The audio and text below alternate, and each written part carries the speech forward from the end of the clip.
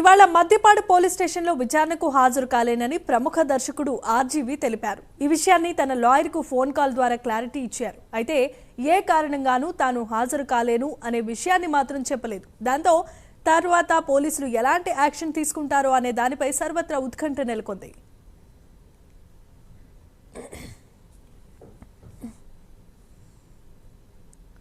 Social మీడియాలో అనుచిత పోస్టులు పెట్టారని రామ్ గోపాల్ వర్మపై మద్దిపాడు పిఎస్లో కేసు నమోదైన విషయం తెలిసిందే.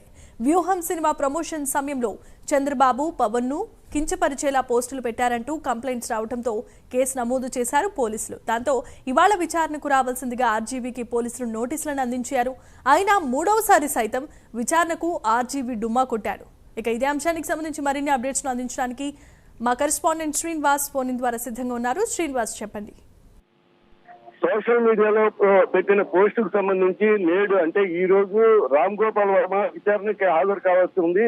కానీ గతంలో అంటే ఇప్పటికే ఈ నెల 19వ తేదీ విచారణకు రావాల్సిందిగా అప్పుడు వాయిదా కోరడం జరిగింది. మళ్ళీ ఈ రోజు అంటే ఈ రోజు 25వ తేదీ మళ్ళీ రెండో నోటీసు ఇచ్చినప్పటికీ ఈ రోజు కూడా రాలేనని చెప్పి దర్యాప్తు అధికారికి మెసేజ్ ద్వారా సమాచారం ఇవ్వటం, అలాగే వాళ్ళ లాయర్ నగరి కంట శ్రీనివాస్ ని పంపించి పిటిషన్ కూడా ఇవ్వనున్నట్లుగా తెలుస్తుంది. దీనికి సంబంధించి మామూలుగా చూస్తే ఇప్పటికే ఆర్జీబీ అనేది ఈ సోషల్ మీడియాలో పెట్టిన కేసుకు సంబంధించి ఆందోళన చెందుతున్నట్లుగా మనం భావించవలసిన పరిస్థితి. ఎందుకంటే గతంలో మొదటి నోటీసు ఇచ్చేటప్పుడు 19వ తారీఖు రావాల్సిందిగా పోలీసు వారు నోటీసు జారీ చేసినప్పుడు మొదటిగా హైకోర్టు ఆశ్రయించారు. ఈ విచారణలో అతన్ని అరెస్టుకు మినహాయింపు ఇవ్వాలని, అలాగే లేదా విచారణకి కొంత సమయం కావాలని చెప్పి ఆర్జీబీ అప్పట్లో కోరటం జరిగింది. అయినప్పటికీ అప్పట్లో హైకోర్టు అరెస్టును మినహాయింపు ఇవ్వలేమని, అలాగే ఏదైనా వ్యవధి కావాలంటే విచారణాధికారిని సంప్రదించాలుగా సూచించడం జరిగింది.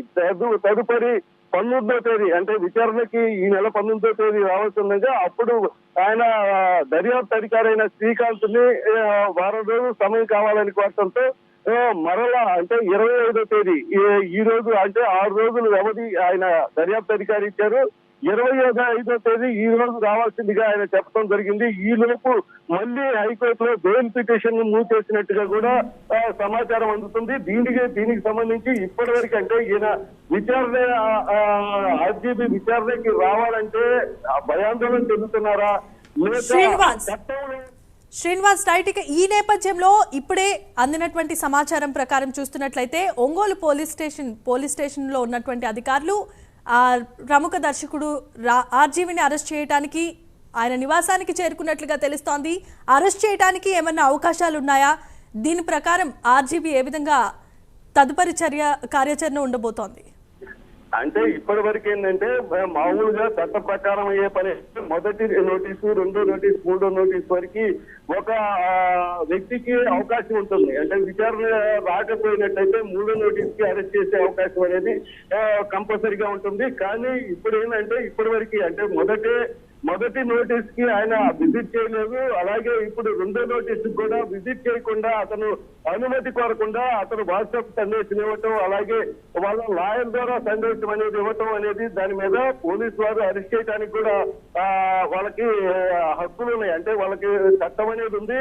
అంటే ఈ రోజు ఎన్ని అరెస్ట్ చేసి ఆయన విచారణకి తీసుకెళ్లే అవకాశం కూడా ఉంటుంది. అలాగే ఇలా అంటే వాస్తవంగా అయితే 3 నోటీసుల వరకు అవకాశం ఉంటుంది. అంటే వారు అనుమతి డైరెక్ట్ గా ఆర్జీబీఏ వచ్చి దర్యాప్తు అధికారులు కానీ సమయం కోరినట్లయితే 3 నోటీసుల వరకే ఆగే అవకాశం ఉంటుంది. కానీ ఆర్జీబీ రాకుండా మొదటి నోటీసు కానీ అలాగే రెండో నోటీసు కానీ రాని పరీక్షల్లో పోలీసు వారు అరెస్ట్ చేసే అవకాశం కూడా ఉంటుంది.